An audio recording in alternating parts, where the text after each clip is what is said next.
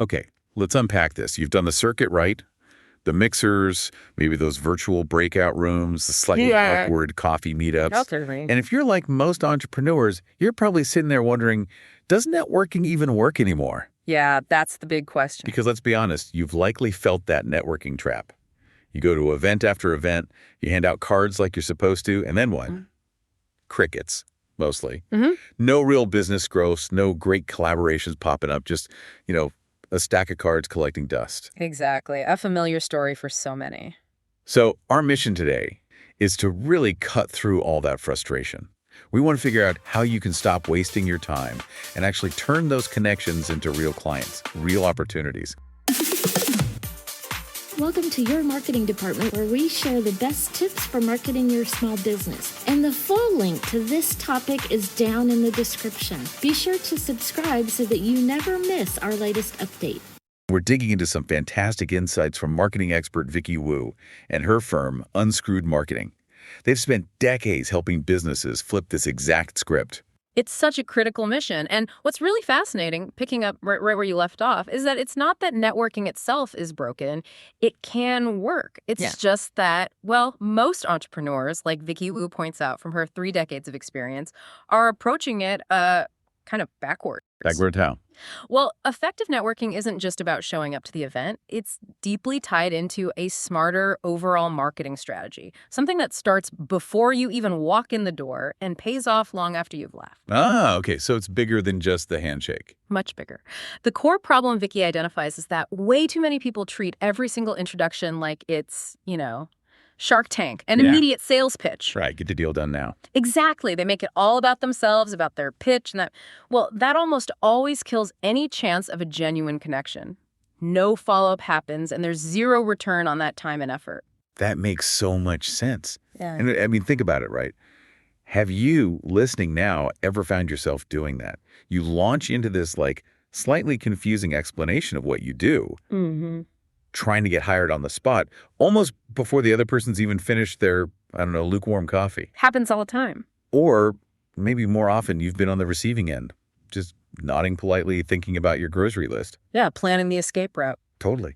It feels like this huge pressure to perform, close right there next to the cheese platter. Just makes things awkward, doesn't it? What's going on there? Why do we default to pitching, and why does it, always seem to backfire? That's a great question. And it really boils down to a basic misunderstanding of how connection works. When you just launch into a pitch, you immediately put the other person on the defensive. The sales shield goes up. Precisely. We're kind of wired to protect our resources, our time, our money, our attention.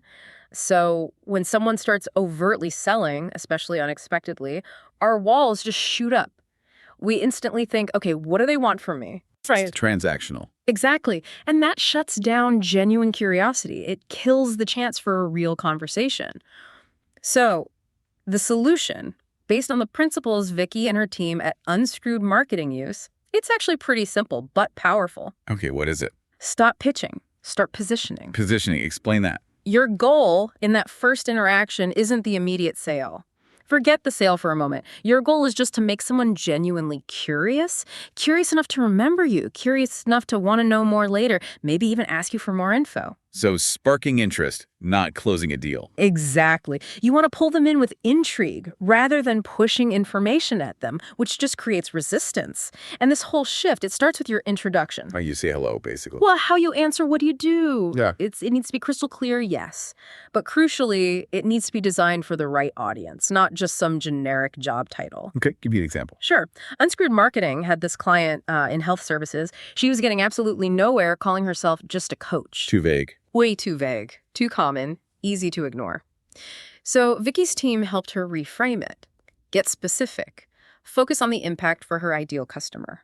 Suddenly, her follow-ups just exploded. So what did she say instead? Instead of, I'm a health coach, it became something much more targeted, like, I help really stressed out female executives get their energy back without having to sacrifice their careers. See the difference? Oh, yeah. Instantly clearer who it's for and what problem she solves. Exactly. It positioned her as the solution to a specific, relatable problem for a specific group. So the big question for you, listening, is, do you really truly know who your right audience is? And is your introduction tailored just for them? Because being in the wrong room, saying the wrong thing, that's not just wasting time. It can actually hurt your reputation. That's a really powerful distinction, pitching versus positioning. It clicks when you think about that sales defense thing. Okay? Yeah. So building on that, being in the right room, speaking to the right audience, this is where Vicky Wu and Unscrewed Marketing say things get really interesting. They argue you don't need to be at every single event. In fact, please don't. Right. Quality over quantity. Exactly. But you absolutely need to be in the right rooms. And here's the kicker. Sometimes that room isn't what you expect at all. We tend to think networking is, formal. Banquets, webinars. Usual suspects. Yeah. But it's apparently much broader. So what exactly is the room we should be thinking about? That's the beautiful part. The room can be almost anywhere. To make it clear, we often break it down into two types: formal and informal networking spots. Okay. Formal settings are the ones you probably think of first. Chamber of Commerce mixers, big industry trade shows, those curated mastermind groups, maybe community business breakfasts, local entrepreneur meetups. They're structured for connecting professionals. You go in expecting to network. Got it. The plan stuff. Right. But then there's this huge, often totally overlooked world of informal networking. And honestly, this is where some of the most amazing connections happen because they feel natural, not forced. Like where? Genuinely everywhere. Think about chatting with another parent while you're waiting at school pickup, or, helping someone figure out their laptop at a coffee shop when they look frustrated. Huh. Okay. The accidental tech support networking. Totally. Or maybe volunteering on a board for a cause you actually care about. Even just showing up to support a friend's pop-up shop or market stall. Or meeting someone through a referral from a client you already have. That's prime informal networking. So it's about being open to connection anywhere. It's about developing this kind of always-on awareness for connection. Not always selling, but always open to meeting interesting people. I love that. It takes the pressure off scheduling endless networking coffees and makes it feel more like just living your life, but with intention. It absolutely should feel more integrated. And the team at Unscrewed Marketing, they share some incredible stories that really nail this. Get this. One of their clients, home services business, landed their biggest commercial contract ever after just chatting with someone randomly in line at the DMV. No way. The DMV. The DMV. They weren't pitching, just being present, listening. When the moment came to mention what they did, naturally they were ready, but it wasn't a hard sell. That's amazing. Any others like that? Oh, yeah. Another client, this one online services, got invited onto a podcast. That podcast led directly to two massive clients and the initial connection. Helping someone find the right aisle at Office Depot. No kidding. Nope. An inkjet puncher literally turned into 5 figures of business. Wow. The big insight here is you are networking way more than you probably realize. The key isn't to turn every conversation into a pitch. It's to show up as someone worth knowing. Someone interesting, helpful, engaged, not someone desperately trying to sell. So not the pushy salesperson vibe. Exactly. Those clients weren't actively selling in those moments at the DMV or Office Depot, but they knew how to talk about their business in a compelling way when asked. And crucially, they had a way to connect afterwards, a business card, digital or printed. That follow-up mechanism is key. Okay, so how do we cultivate that? How do we show up as someone worth knowing in any situation, formal or informal? Great question. It's about bringing curiosity and value. Vicky's methodology suggests shifting your questions. Instead of that boring default, so what do you do? Which just gets a rehearsed answer. Right. The elevator pitch nobody wants to hear. Exactly. Try something that invites a real story, like what kind of clients do you absolutely love working with the most and why? That gets people talking passion. Oh, I like that. More personal. Much more. Oh. Or you could share something genuinely useful and unexpected. Maybe, something worked shockingly well for one of my clients last month regarding mention a relevant challenge they might face. Offer value first. Okay. You could offer to introduce them to someone else, genuinely thinking they might connect well, or just reflect something positive you noticed. Wow, I loved how you phrased that point earlier. Do you write your own stuff or do you work with someone amazing? Little gestures, but they show you're actually listening. Precisely. These small acts, asking real questions, offering a connection, providing a tiny piece of value, they build trust so much faster, so much more effectively than any memorized elevator pitch ever could. It shows you're interested in them, not just your own agenda. Okay, so let's fast forward. You've nailed the positioning, not pitching. You found yourself in a great room, maybe even an unexpected one like the DMV line. You've had a good, value-driven chat, exchanged contact info. Now what? The crucial moment. Because this, from what I understand talking to Unscrewed Marketing, is where most networking efforts just fizzle out. Right. If your follow-up is just blasting out some pre-written email sequence or dumping everyone into the same MailChimp list. You're missing the whole point. Yeah. It feels like you build rapport and then you just destroy it with generic automation. You've hit the nail on the head. That's the biggest failure point for so many people. Networking, fundamentally, it's about building relationships. Right. Humans connecting. Exactly. And real relationships don't grow from impersonal automated blasts, especially not right after you meet someone. Now, automation has its place later, maybe, in a broader marketing sense, but that initial follow-up, it absolutely has to maintain that human connection you just worked to establish. So what should we do? How do we follow up effectively? The firm really advocates for a more nuanced, tiered follow-up strategy because, let's face it, not every connection is equal, right? Not every conversation has the same vibe or potential. Makes sense. Some click more than others. Totally. So you tailor your effort based on the quality of that connection. Think of it in maybe 3 tiers. Okay, tier 1. Tier 1 is your hot potential. These are the people where you had a deep conversation. You really clicked. There's obvious potential alignment, maybe even immediate synergy. The ones you're excited about. Yes. For these folks, personalization is everything. Don't just send a generic email. Maybe send a quick personal voice memo referencing something specific you talked about. Suggest coffee or a virtual call soon to keep the momentum going. Share something really relevant that came up in your chat. Like an article or something. Could be. Or even better, Vicky shared this great example. One of her clients sent a quick, 2-minute Loom video, a personalized screen recording. Oh, yeah, I know Loom. So he just walked through a tool or an idea they'd briefly discussed, building directly on their conversation, super personal, super valuable. That little video, it resulted in a high-ticket referral within a week. Wow, because the effort matched the potential. Exactly. Now, tier 2. These are your warm leads. Good connection, definitely some alignment, but maybe they need a bit more space or the immediate opportunity isn't quite as clear-cut. Okay, so not red hot, but promising. Right. For these, think soft nurture. Send a helpful article you genuinely think they'd find interesting.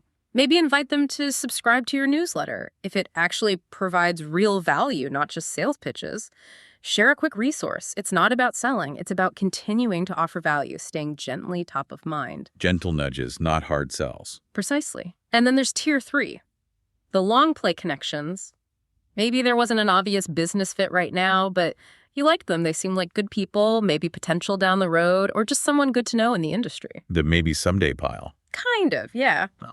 But strategically, for these, use your systems. Tag them properly in your CRM, your customer relationship management tool with notes about where you met and what you discussed. Follow their stuff on LinkedIn or other relevant platforms. Maybe add them to a very infrequent updates list that shares broad industry insights, not just your company news. So keeping a light touch connection. Exactly. The key thing across all tiers is that your marketing strategy supports these follow-ups, but only when it feels personal, thoughtful, and real.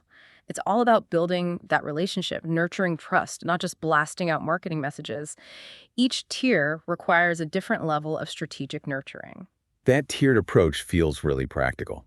It adds structure to something that can feel pretty messy and overwhelming. Yeah. Okay, now for what you mentioned, Unscrewed Marketing calls the biggest networking mistake of all. Yes, the big one. And this apparently flips everything on its head.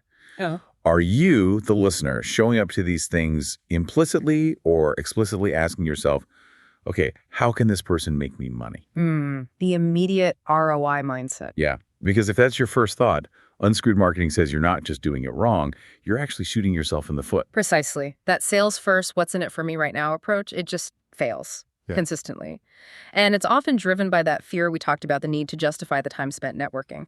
But it backfires big time. Why so badly? Well, a few key reasons. First, people can feel it, that whiff of desperation or just pure self-interest. It doesn't attract business. It repels people. Yeah, it feels icky. It does. Second, it instantly closes you off to other possibilities. Maybe there's a great collaboration opportunity or a chance for cross-promotion, but if you're only focused on selling your thing, you'll completely miss those avenues. You become tunnel visioned. Right, blinders on. And third, and this is huge, you will absolutely miss out on the slow burns. Those connections that might not be an immediate client, but who, down the line, become your biggest advocates, your best referral sources, or even long-term strategic partners, those relationships take time to build. Okay, so how can they make me money? It's the wrong question. What's the right one? The advice from Vicky and her team is powerful. Completely flip the script. Ask yourself instead, how can I genuinely help this person? How can I connect them with someone useful? What can I learn from them? Shift your entire focus to being a giver of value, first and foremost. Be helpful, not hungry. Exactly. Think about this example. It's really illustrative. A long-term client of Unscrewed Marketing built a major six-figure partnership. It started with someone she met at a totally free workshop. Fuck. She didn't pitch her services at all. Instead, just in a casual chat, she heard the other person mention they were struggling with a landing page idea. So she just offered to brainstorm it with them for 15 minutes, no strings attached. Just offered help. Just offered genuine help. That single 15-minute act of unsolicited generosity, that willingness to give value without expecting anything immediately back, that built incredible trust. And it eventually blossomed into years of collaboration and a super lucrative partnership. Wow, that's playing the long game. It absolutely is. And the core principle is undeniable. Genuine value leads to trust. Trust opens the door to opportunity. And opportunity, when you nurture it right, that's what ultimately leads to revenue. So the money follows the value and trust. Always. And the marketing layer here is critical, but it's subtle. It's about staying visible, being consistent, acting strategically after that initial conversation. Maybe it's a well-crafted nurture sequence that keeps providing value. Maybe it's just a personal check-in when you see relevant news about their industry. Maybe it's having a content strategy that consistently showcases your expertise so you stay top of mind. It's about creating this whole ecosystem of generosity and value that eventually comes back to reward you. Okay, so wrapping this up, what does this all really mean for you listening right now as you head into your next networking situation, whether it's a formal event or just, bumping into someone? Yeah, the takeaway. Vicky Wu and Unscrewed Marketing are making it really clear. Yeah. Networking events, those first meetings, they are not the time to pitch. Your main job, your only job really, is to leave a strong enough, positive, value-driven impression so that when you do follow up, it's welcomed, not ignored. Mm-hmm. Open the door. Right. Remember that client who tripled her close rate? She stopped selling at the event. She just started asking that great question. What's one thing you wish more people understood about your business? Such a good question. And then she followed up the next day with that personalized Loom video offering a quick idea based on their chat. Mm. That's what worked. You're not closing deals standing by the canopies. You're planting seeds. Exactly right. And if we zoom out, connect this to the bigger picture, it's crystal clear. The real networking, the kind that actually grows your business sustainably, it truly starts after the event is over. It's all in the follow-through. It really is.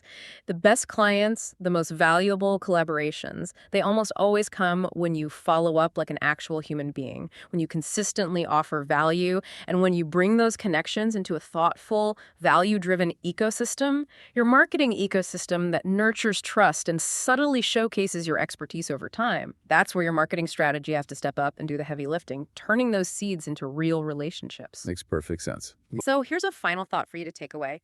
Think about your very next interaction, maybe later today, maybe tomorrow. Formal conference, informal coffee line, doesn't matter. Instead of that default thought, what can I get here?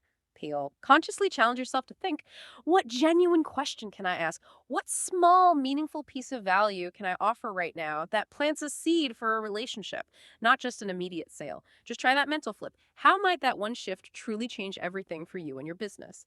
A few months from now, you're either going to be relieved that you fixed your marketing or regretting that you didn't. The guesswork, the wasted budget, the missed leads, it doesn't have to keep happening. Grab your 360-degree marketing assessment now at unscrewedmarketing.com and let's get you a strategy that actually works before you lose more time chasing tactics that don't.